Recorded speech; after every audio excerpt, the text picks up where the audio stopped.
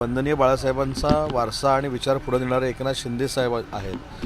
हे विधानसभेनंतर पुन्हा एकदा सिद्ध झालं. तर मी असं सांगितलं होतं की 10 ते 12 माजी आमदार, खासदारकीचे उभे असलेले काही उमेदवार, आमदारकीचे काही उमेदवार हे एकनाथ शिंदे साहेबांचं नेतृत्व स्वीकारतील. आणि मला असं वाटतं की प्रोसेस सुरू झालेली आहे. राजन साळवी यांचं 15 तारखेला प्रवेश जवळपास निश्चित मानलं जातं. या संदर्भामध्ये माझी अजून एकनाथ शिंदे साहेबांची चर्चा झालेली नाही. आम्ही याच्यावर सविस्तर चर्चा करू. त्याच्यानंतर ते पक्षामध्ये येत असताना त्यांच्या काय इच्छा आकांक्षा आहेत त्याच्यावर देखील चर्चा होणं गरजेचं आहे. माझे मोठे बंधू त्या मतदारसंघातनं त्यांचा पराभव करून तिथं निवडून आलेले आहेत, त्यामुळे त्यांना देखील विश्वासात घेणं गरजेचं आहे. या सगळ्या गोष्टीचा विचार झाल्यानंतरच माननीय एकनाथ शिंदे साहेब त्याचा विचार एकनाथ शिंदे साहेबांसोबत तुमची या विषयावर तरी काही चर्चा झाली का? आता ह्या सगळ्या गोष्टी ज्या आहेत त्या जाहीरपणानं सांगायच्या नसतात, पण मी तुम्हाला जे सांगितलं की फार मोठी महाराष्ट्रामध्ये एक मुवमेंट सुरू आहे एकनाथ शिंदे साहेबांच्या नेतृत्वाखाली काम करण्याची, आणि त्याचेच पडसाद तुम्हाला हे सगळ्या बघायला मिळतात. माझ्याकडे 15 तारखेला स्वतः एकनाथ शिंदे साहेबांचा आभार दौरा आहे, आणि त्याच्यामध्ये देखील मोठे प्रवेश होणार. नाही, मला त्यांच्या आव्हानावर, त्यांच्या प्रतिआव्हानावर काहीच बोलायचं नाही. शेवटी एकनाथ शिंदे साहेबांच्या नेतृत्वाखाली शिवसेना आम्हाला वाढवायची आहे. ज्या पद्धतीनं 2.5 वर्षामध्ये एकनाथ शिंदे साहेबांनी महाराष्ट्रामध्ये पायाला भिंगरी बांधून फिरण्याचं काम केलं, त्याचे प्रतिसाद आज आम्हाला मिळत आहेत, त्याचा आउटपुट आम्हाला मिळतो आहे, आणि ती संघटना आम्हाला फार मोठ्या पद्धतीनं पुढे न्यायची आहे. दुसरी महत्त्वाची गोष्ट की शिवसेनेची सभासद नोंदणी देखील सुरू झालेली आहे, त्याला देखील प्रचंड प्रतिसाद आहे. त्याच्यामुळे शिंदेसाहेबांच्या नेतृत्वाखाली जसं आम्ही सरकारमध्ये मंत्री म्हणून चांगलं काम करणार आहोत, तसं संघटनात्मक शिवसेना ही फार ताकदीनं महाराष्ट्रामध्ये उभी राहिली पाहिजे, हा देखील आमचा प्रयत्न आहे. एकनाथ शिंदेंचा राजन साळवींना फोन आला आणि 3-4 दिवसामध्ये पक्षप्रवेश दिल्लीमध्ये करू अशा प्रकारची माहिती पुढे. आता तुमच्याकडे काय माहिती आहे मला माहीत नाही, पण ठीक आहे, तुमच्याकडे सूत्रांकडनं माहिती आली, मला माहीत नाही अजून. मुख्यमंत्री पदासंदर्भामध्ये ज्या पद्धतीनं सांगण्यात येत आहे, जयपूर डायलॉगमध्ये काल देवेंद्र फडणवीस ज्या पद्धतीनं बोलले, 2.5 वर्षाचा जे बोलणे झाल्याचं सांगण्यात येत होतं, बोलणी झाली नव्हती झाली, त्यावर तुमचं कसं काय म्हणणं आहे? 2.5 वर्षाचा फॉर्म्युला जो आहे आणि फडणवीस ज्या पद्धतीनं जयपूर म्हणणं आहे, 2.5 वर्षाचा फॉर्म्युला जो आहे आणि फडणवीस ज्या पद्धतीनं जयपूर डायलॉग्समध्ये काल बोलले. कुठच्या बाबतीत?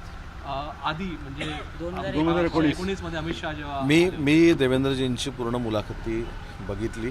मला असं वाटतं की काल अनेक खुलासे आदरणीय देवेंद्रजी फडणवीस साहेबांनी महाराष्ट्रासमोर आणलेले आहेत, आणि कशा पद्धतीनं एखाद्याला बदनाम केलं जातं, कशा पद्धतीनं खोटं बोललं जातं, हे कालच्या त्या सगळ्या मुलाखतीतनं देवेंद्रजींनी स्पष्ट केलं.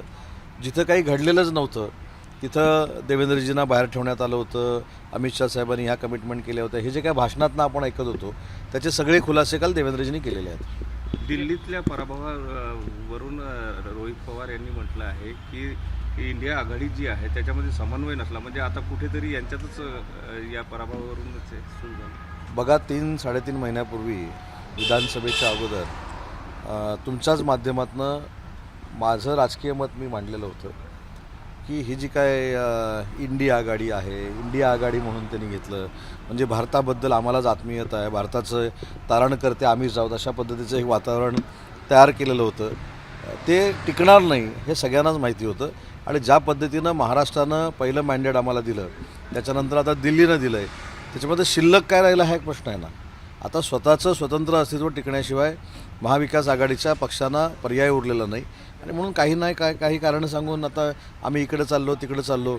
आता महाविकास आघाडीचं भविष्य हे प्रचंड अंधारमय पुढची 25 वर्ष तरी आपल्याला दिसतंय. आज संजय राऊत म्हणाले की गेल्या 10 वर्षातल्या निवडणुका ह्या शैतानी पद्धतीने लढवल्या जात आहेत, त्यासाठी साम दाम दंडभेद वापरला जातो आहे. मला असं वाटतं की काल पराभव झाल्यानंतर केजरीवालांची जर मुलाखत आपण बघितली असेल तर ह्याच्यामध्ये ह्याच सगळ्या प्रश्नाला उत्तरं त्यांनी दिलेली आहेत. त्यांनी कसा पराभव मान्य केला, ठीक आहे, काही पराभव झाल्यानंतर स्वतःमुळं झाला असं कोण म्हणणार नाही, परंतु त्यांच्या मुलाखतीतनं लोकशाहीला सन्मान केला पाहिजे हे त्यांनी स्वतः सांगितलं ना, आणि पराभव कशामुळे झाला याचं आत्मचिंतन करतो असं देखील त्यांनी सांगितलं. त्याच्यामुळं किती कॉन्ट्रोवर्सी आहे, ज्यांच्या पक्षाचा पराभव झाला आहे ते लोकशाहीचा सन्मान करतात आणि बाकीचे लोकशाहीचा अनादर करतात.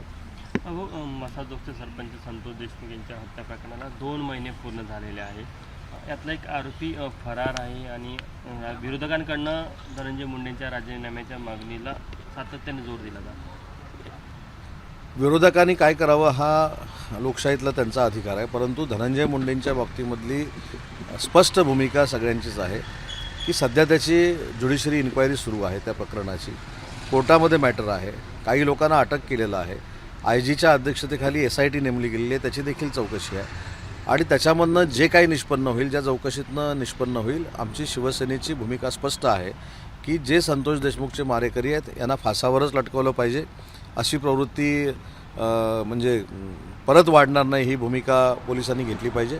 त्याच्यामुळे जोपर्यंत त्याच्यातनं काही निष्पन्न होत नाही, ते शेवटच्या टोकापर्यंत पोचत नाहीत, तोपर्यंत धनंजय मुंडेंबद्दल बोलणं मला योग्य वाटत नाही. परंतु त्यातला मारेकरी एकही सुटता कामा नये आणि प्रत्येक मारेकऱ्याला फाशी झाली पाहिजे, ही शिवसेनेची भूमिका आहे. BMC बद्दल काय सांगाल? काय आशावादी आहात तुम्ही? दिल्लीनंतर BMC संदर्भामध्ये निवडणूक आहे, भगवा तिथे आहे, ऑलरेडी दुसरा आहे, पण BMCमध्ये देखील महायुतीची सत्ता येईल हे चित्र स्पष्ट झालेलं आहे.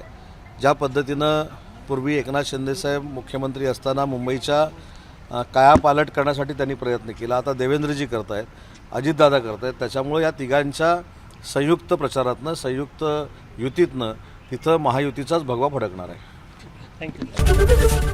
ABP माझा, उघडा डोळे बघा नीट.